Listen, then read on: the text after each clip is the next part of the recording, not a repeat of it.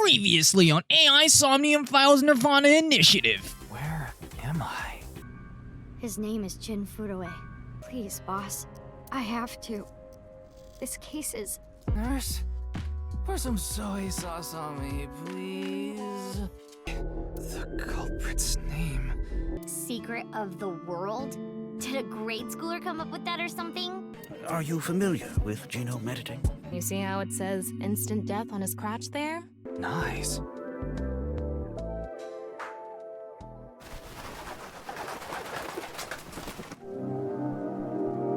Ryuki, this is... I know.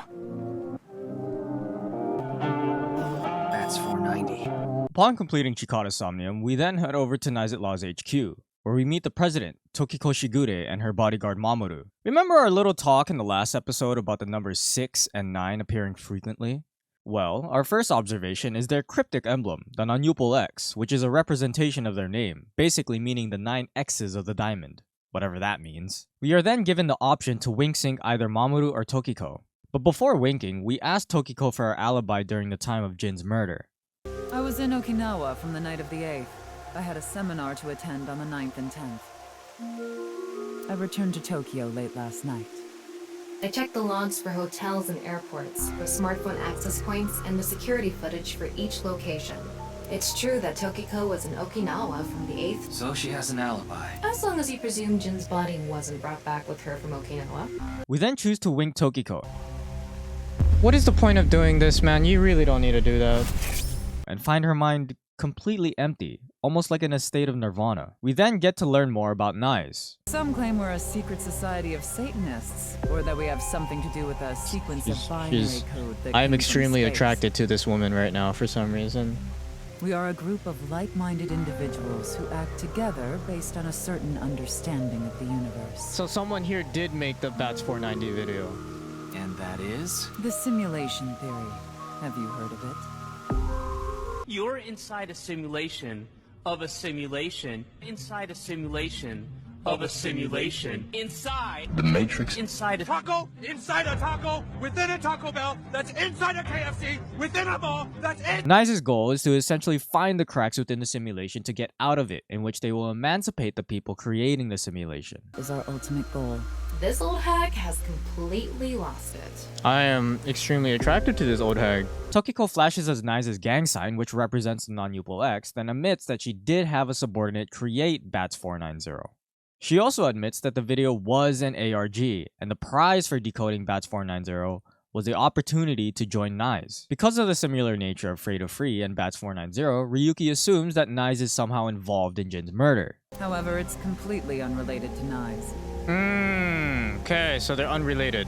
Assumes someone made it with the intent to imitate Bats 490. This, I believe, is true. If you remember when Ryuki watched both videos, well, it's pretty obvious. Ryuki only went ballistic after watching Free to Free. What's wrong, Ryuki?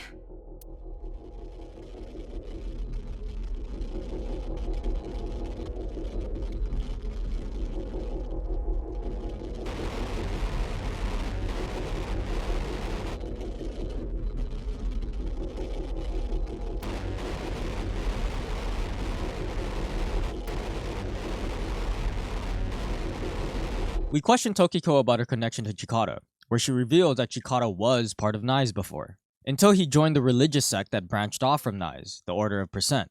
As our suspicions subside a little, Are you perhaps a Freya?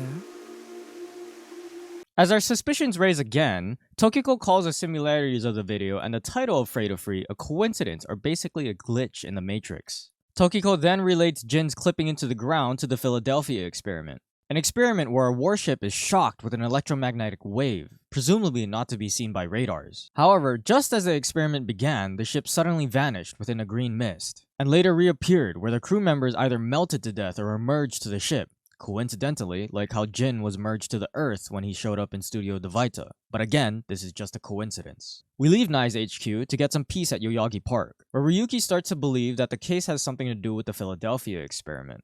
Tama and I find this preposterous. I told you the Philadelphia experiment is just an urban legend.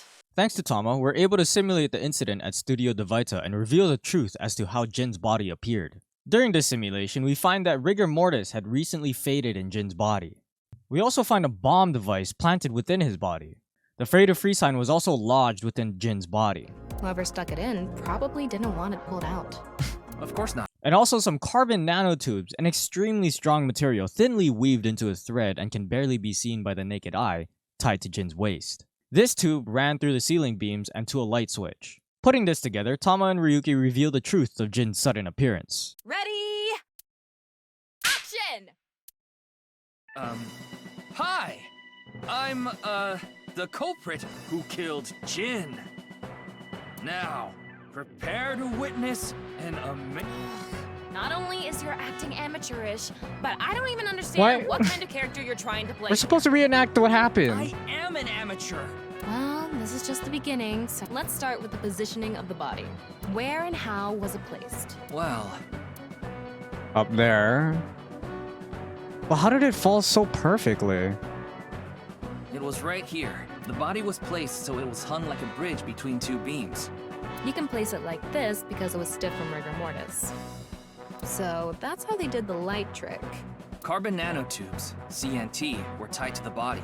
The CNT went up the beams and extended downward onto the light switch. CNT is too thin to be seen with the naked eye. So Okay, no one I thought the noticed CNT was hooked or was like threaded into the body, and then when the switch went back off or on, it would have triggered the bomb. I've got That's it what I all was set thinking. up. Now I just need to wait for the rigor mortis to subside. it. Hey, aren't you supposed to be in character? Boy! I sure hope the corpse gets softer soon. It needs to be soft and squishy. Like an octopus. This scene makes no sense. I'm cutting it out. You made me do it. And after time passed, rigor mortis began to subside. Right?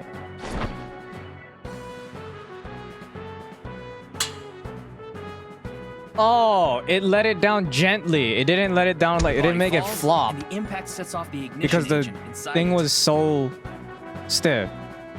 The fire travels up the fuse line. Soon after, a staff member turns on the lights. Bam! A body appears, as if it teleported in out of nowhere. Sometime later, the burning fuse inside the body reaches the explosives. Okay. Okay. All right, so it's And not that is the this part truth isn't a behind simulation Focus' then. Sudden appearance and explosion. So we can conclude that Jin didn't fail the out of bounds tech, but Terror, the HB culprit's alias, did I even say that in the last video? Definitely wanted to make it look that way. Are we any closer to solving the case?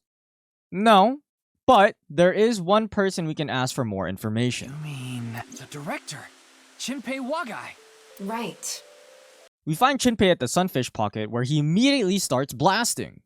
Ah, shit.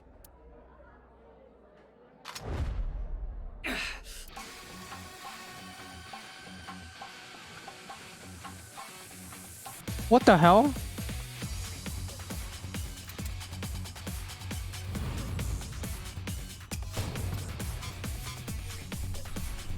We successfully dodged the bullet. Oh. Ryuki! Firing your gun in here?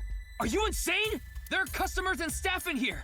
My bad. Shinpei admits that he was bribed by Terror to let him use Studio Devita, in which he accepted because he needed money to take care of his kid. Shinpei then gets a text from Terror, telling him to meet him at Sekiba High School to give him the money.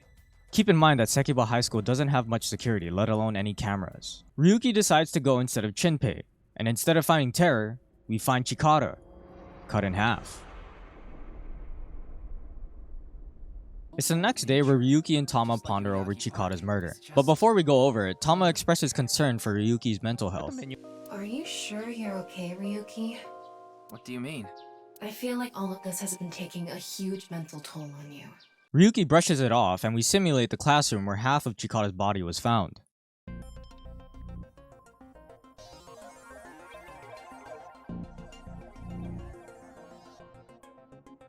It's perfect.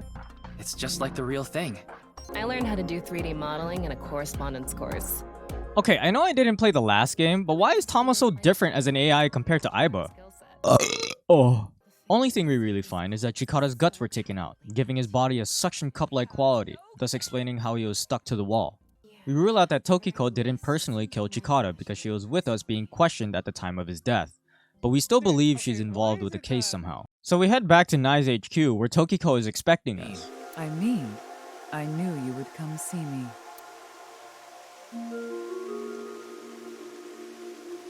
What's up, bro? Look, I'm sure a lot of you are unsettled by her, but I'm a little attracted. Ryuki berates Tokiko after uncovering the truth about Jin's sudden appearance and tell her the jig is up. However, Tokiko remains unfazed, stating that the murders are unrelated to Nai's and that they, again, didn't make Frey to free. Ryuki presses on, saying that Nai's supposed motive could be a feud between the Order of Percent. But Tokiko declines, saying that they both believe in the simulation theory, so in that sense they are comrades. It's just the goals where they differ. Nai's goal is to emancipate, whatever that means, the people creating the simulation, while the Order of Percent is to stay in it, forever. Within it, forever.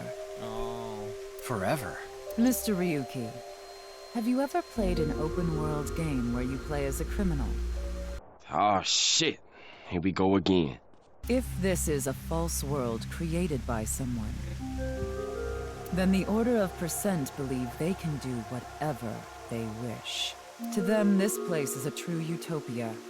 A dream world where they're allowed to do anything they want with no real consequences. We then talk a lot about science that I have a hard time wrapping my head around, in which some kind viewers are trying to explain. However, I fat finger and tell Tokiko she has a nice watch, thus ending the science talk. I see. Wait! Then let us leave it at that. Oh no! In any case, Tokiko actually tells us she wants to die. She gives us this face, which I'm extremely attracted to, and tells us dying gives her the chance to rewrite the code of the simulation, prefacing that she can reincarnate. We wing Tokiko where we find her blackmailing someone, saying that this person has to do her bidding. This is sus enough for us to do a full sync. Back at Abyss HQ, Peter expresses concern about syncing with Tokiko being a bad idea for Ryuki's mental health. But Ryuki is a full Sen University alumni, so we get right to it. Okay then.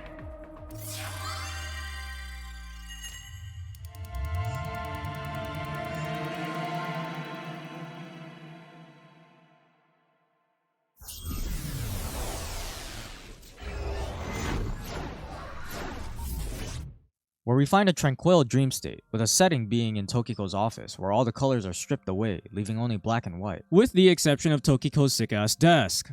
However, this Somnium is far from simple and clean. In the Somnium, we find a book of Nai's teaching in which we have to complete the passage to progress the Somnium. Upon finding our first passage, the water within the room turns blood red, with the body sinking.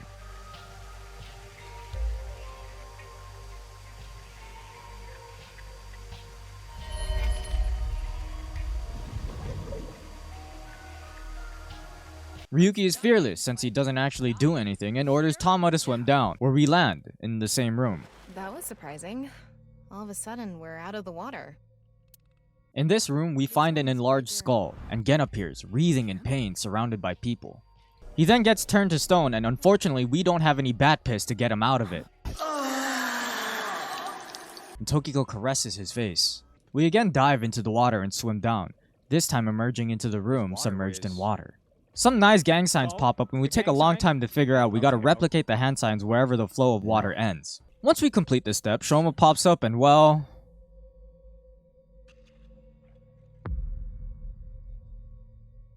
He's trying to recruit Shoma. Whoa, whoa, whoa, whoa, whoa! What's going on?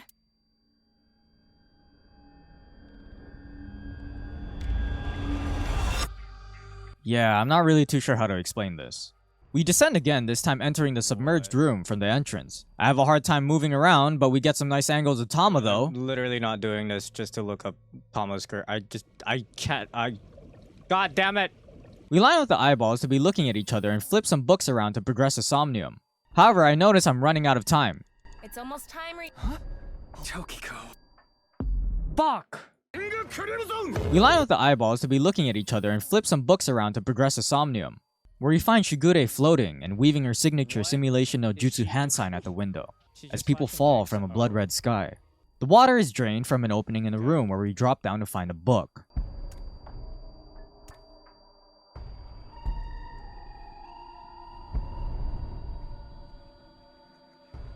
Oh my god. Thought I was gonna fall forever. You got some balls, Tama. Thanks. But there's nothing here. Doesn't look like we can learn Thanks. anything here. Hmm? That's... Where upon interacting with it, Tokiko activates Please her tell me domain you're the expansion. truth.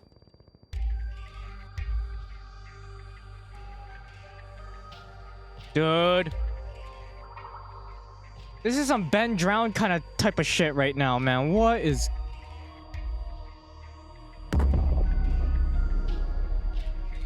Domain expansion?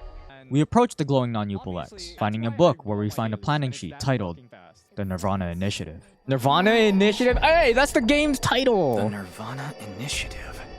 And just like that, we are going to end the episode here. If you got all the way here, then let me know in the comments by telling me you want to smell Tokiko's feet, and leaving a like as it'll really help me out a lot.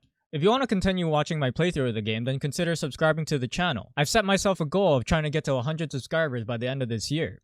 Who knows, you could flex and say that you are one of the first 100 subscribers to JustReyes. You can also watch me live on Twitch at twitch.tv/JustReyes. Anyways, that's gonna be it from me, fam. I'll catch you guys in the next video. Keep on doing your thing.